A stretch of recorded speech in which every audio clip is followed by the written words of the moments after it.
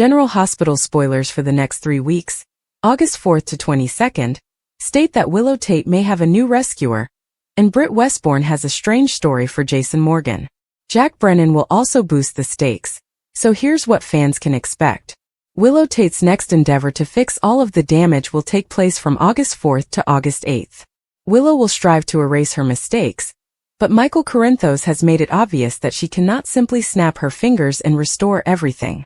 Harrison Chase may think Michael is being too hard on Willow, as GH spoilers indicate they will argue. Chance will initiate a confrontation with Michael, and he may become Willow's next rescuer in the process. Lucas Jones and Carly Spencer will have a difficult talk that will need them to be completely honest about Sonny Corinthos and the type of person he is. Sonny will speak with ADA Justine Turner, most likely before or after the forthcoming softball game. Sonny and Justine will bond in unexpected ways, and a romance could develop sooner or later. Anna Devane, on the other hand, will call in some favors while working behind the scenes on a few projects. Anna will also have further counsel for Jason as he considers what to do with Britt Westbourne. While Emma Scorpio Drake admits to Trina Robinson that she has feelings for Giovanni Gio Palmieri, Rick Lansing finds himself in a difficult predicament. Ava Jerome will force Rick to take a loyalty test, which he may fail. It could lead to their romance and blackmail collaboration collapsing, especially because Ava will have a secret meeting with Alexis Davis about cutting Rick off. Britt will be dealing with a mess from August 11th to 15th. Britt will be in trouble with her boss because she will defy the direction she has been given. Pascal won't be able to manage Britt, but he will have to report back to the boss on any bold movements she makes. Of course, Jocelyn, Jax, and Vaughn will claim they just got married, so they'll be all over each other as part of their WSB ruse at the resort. Jocelyn's feelings, as well as her desire to Vaughn, are likely to intensify during this journey. Vaughn may feel the same way, which might lead to the couple heating up the honeymoon suite with some genuine love. Will Britt catch a peek of Jocelyn and her new fictitious husband? Will Jocelyn see Britt and marvel how she's still alive? Jason may perhaps visit the Five Poppies Resort between August 18th and 22nd, as we know Jason and Britt will be reunited shortly. Will Britt trust Jason enough to tell him how she survived and what she is up to now? Even if Britt doesn't go into detail, she could have a crazy story about how she avoided death in Port Charles. Meanwhile, Brennan's romance with Carly Spencer will become more serious. Brennan is putting Jocelyn in increasingly risky circumstances, which will only make matters worse for him once Carly discovers the truth.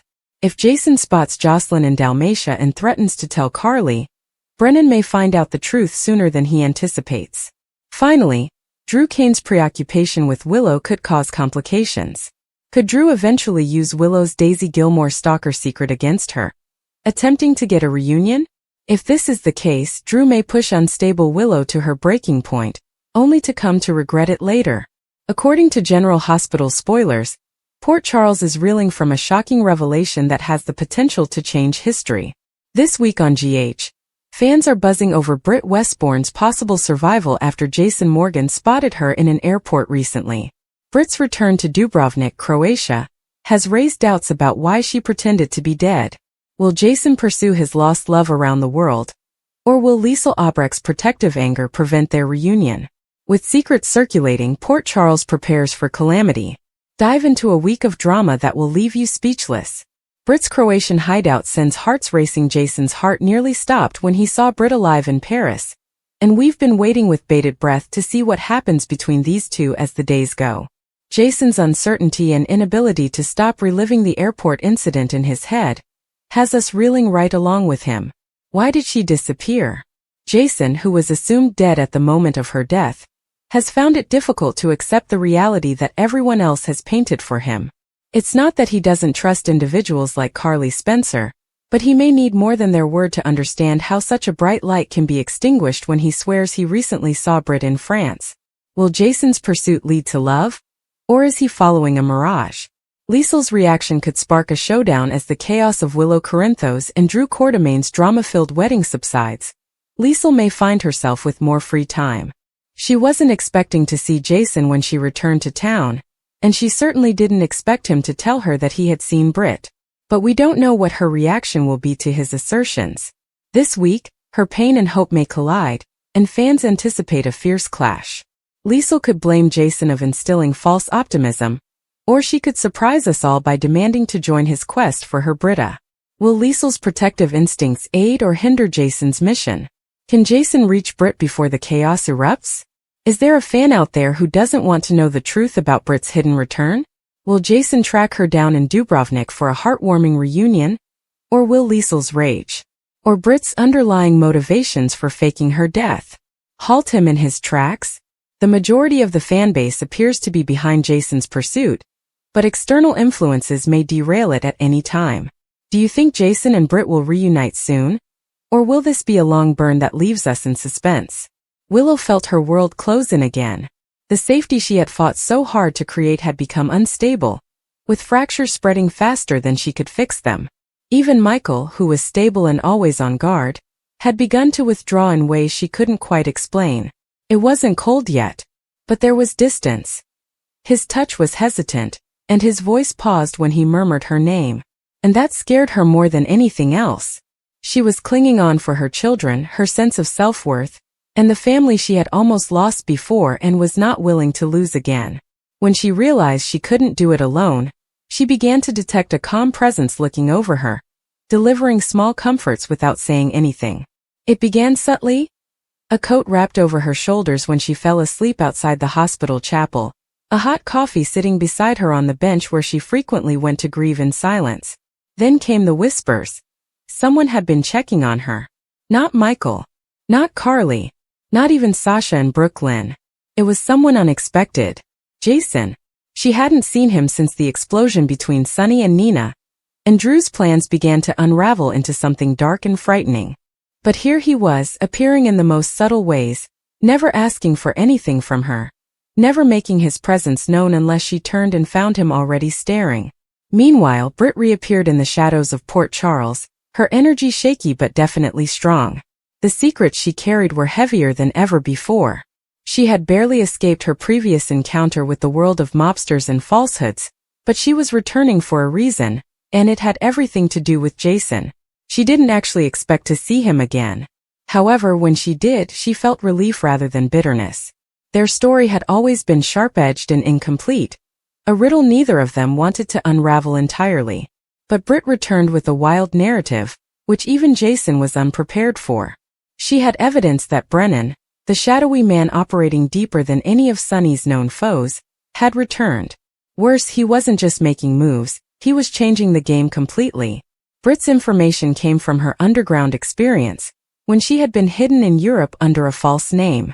She'd walked into a black market clinic frequented by mercenaries and rogue intelligence operatives, and that's where she'd seen Brennan, alive, moving with purpose, purchasing loyalty from former WSB agents. He was developing something that would reach even the quietest nooks of Port Charles. Jason knew that type of threat would not go away on its own. Willow's peril became not only emotional, but also physical. Brennan had ties to Drew, and Drew had started acting like a man trapped in a corner. He was making judgments that were inconsistent with who he used to be. It all came back to Curtis, who had blown up his relationship not only out of emotional betrayal, but also because he was harboring secrets that couldn't be kept hidden. Curtis has been conducting surveillance on Brennan for years.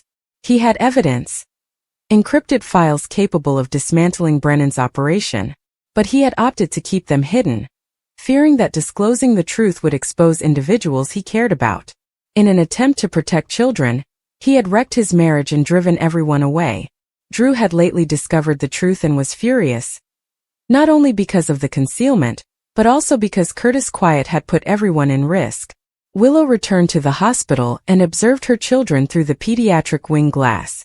Michael had driven them home the night before after another fight over limits, and her need to feel like a mother again rather than a visitor. She knew he was attempting to protect her, but she did not require protection. She required trust. And as much as she loved Michael, her trust had begun to erode. She saw Jason again that evening. This time he spoke. "You're stronger than they realize." Willow blinked, taken aback by his voice. "I'm tired of having to prove it." Jason nodded. "You shouldn't have to." They stopped talking for a while. But then she inquired quietly, "Am I being unreasonable?" Jason did not respond right away. When he did, it was with such honesty that her breath caught. "You are a mother. Wanting to be with your children is not unreasonable." That was all she needed to hear. Jason did not move to stop her tears from falling. He didn't touch her or give scant comfort. He merely stood there, unwavering as he had always been. Willow felt seen right then. In Port Charles, Britt was making her way through the underground paths that still ran beneath the old hospital ruins. She had a contact, Milo, a hacker who had previously worked for the DVX.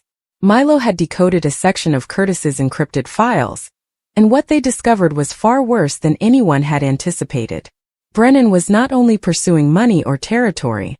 He desired control over the WSB, the remnants of the DVX, and the legal system that had failed to hold him accountable. Britt gave the data to Jason later that night. They sat in the back room of the safe house, the air filled with static from the old surveillance monitors that were still operational. Jason analyzed the data, his jaw tightening with each new detail. Brennan already had spies in Port Charles, including one embedded in the mayor's office. Another posed as a journalist. Worst of all, a member of the hospital board was working with him. Jason understood what this meant. Willow was more than just a sad mother. She was the target. Drew also confronted Curtis. The conversation was explosive. Drew had gone to his erstwhile friend for help, but instead he received stonewalling and deflection. "You could have told me," Drew growled. "You could have stopped this from spiraling out of control." Curtis leaned back in his chair, his eyes bloodshot. "I made a choice. I was attempting to protect Portia. I didn't suppose Brennan was still alive. He is. And because you kept this buried, Willow, Michael, and everyone I care about are now in danger." The weight of that truth overwhelmed the room, and Curtis finally spoke the words he had been avoiding for years. "I didn't trust the system to resolve this." That night, Drew took a decision that put everything at danger. He would turn on Brennan and expose the data, even if it meant revealing Curtis' role. But before he could, he approached Willow. Not to tell her everything but to attempt to recapture something. He found her walking with Jason. The tension was immediate. "Willow," Drew said, "we need to talk. Alone." Jason did not move. Willow looked between them before shaking her head. "No more secrets, Drew. You want to talk with me? Say it in front of him." Jason did not flinch. He simply watched. Drew hesitated, but then everything came out. The files, the betrayal, and the risk Brennan posed. He finally apologized. For failing her. For restricting access to her own children. For trying to be her guardian rather than an ally. Willow listened with a conflicted heart. She appreciated the honesty, but it did not alleviate her pain. It did not make up for being treated as if I were fragile or broken. "Thank you," she finally replied. "But from now on, I'll decide who I am." Jason drove her home that night. No words. Only the engine's hum disturbed the silence. When he dropped her off, he said something that changed everything. "I'll be close if you need me." She turned and stared at him for a long time. "I might," she whispered. "I just might." She meant it. Because in a world that always pushed her into corners, Jason had given her something she hadn't had in a long time.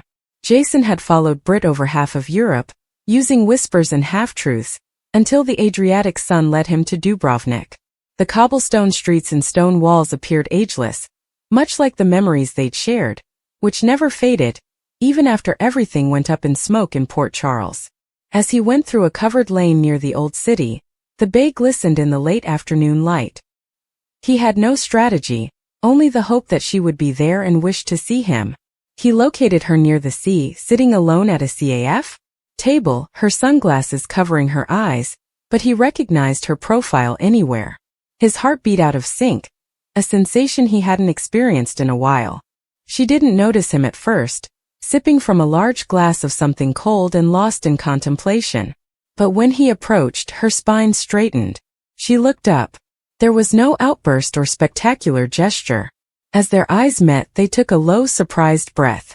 "I thought I was imagining things," Britt admitted finally. "But no. You're really here." "I'm here," Jason responded, not knowing what else to say. "I needed to see you." They spoke for hours. About nothing. About everything. She had left Port Charles to recover, run, and rediscover a part of herself she wasn't sure she had ever known.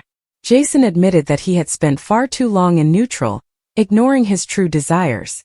They talked about Peter, Maxie, the perils they had experienced, and the scars they still bear. But none of that mattered as much as Britt's softened tone when she queried, "Why now?" "I didn't realize how much I missed you until I thought I couldn't find you," he said. "Then I realized I should have come sooner." The following days were hazy. The city becomes a backdrop for something both familiar and unfamiliar. Jason hadn't felt so tranquil in years. No mob, no secrets, no guards at the door.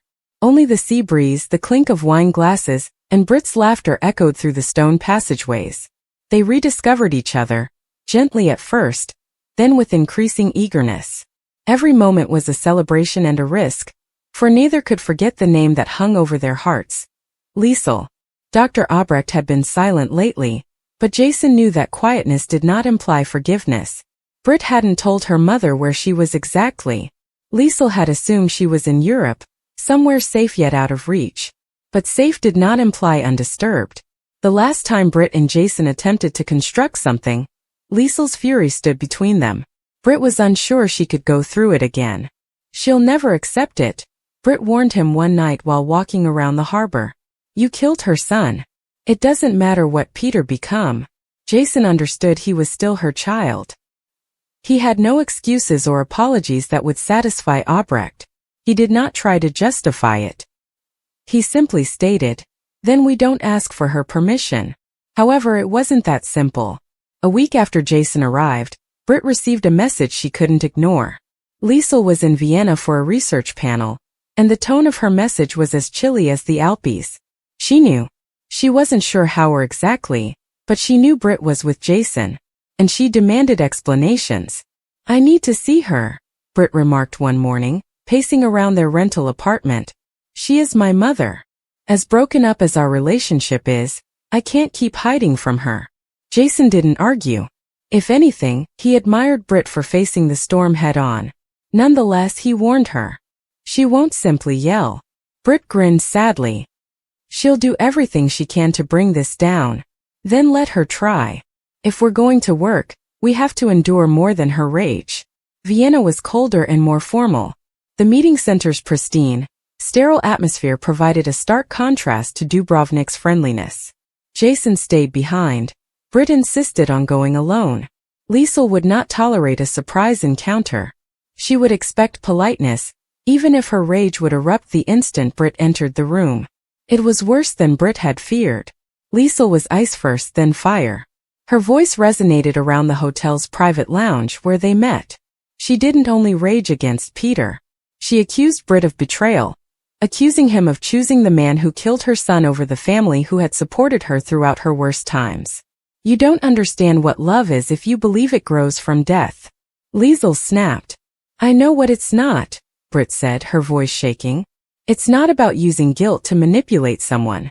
It is not a danger to the only man who has ever been honest with me." But Liesel remained unconvinced.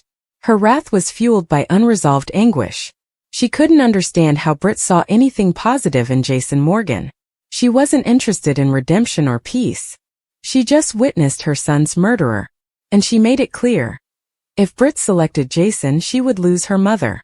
Britt returned to Dubrovnik quietly. Jason could tell that something had changed. She laid next to him, staring at the ceiling. He didn't press her, but when she did speak, it was not what he expected. "She's never going to stop," Britt said quietly. "No matter what we do, she'll always be there, waiting to poison it." "Then we have to decide if it's worth it," Jason remarked with a smile. She turned to face him. "Is it?" He did not hesitate. "Yes."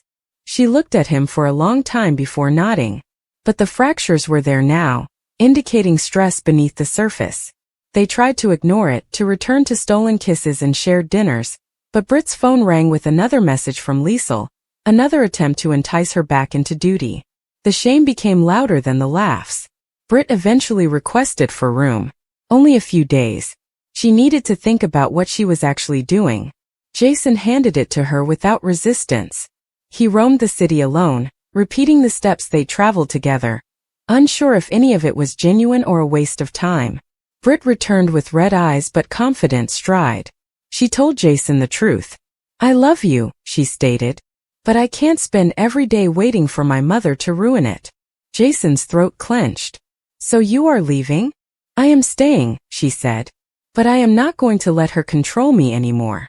If she wants to be a part of my life, she must embrace who I am. And who I am with." He couldn't think of what to say. Jason, a man who had grown accustomed to stillness, found himself mute. The following few weeks were frail yet wonderful. They built something cautiously and gently. Britt began writing again. Medical notebooks and private essays. Jason taught local kids boxing in a little gym near the cliffs. For the first time in years he had nothing to run from. And he wasn't putting anyone in danger. However, the curse of Port Charles endured. News spread. Ava Jerome called one day to report that a shipment had gone awry. Someone was seeking for Jason. Instead of bringing him home, bury him.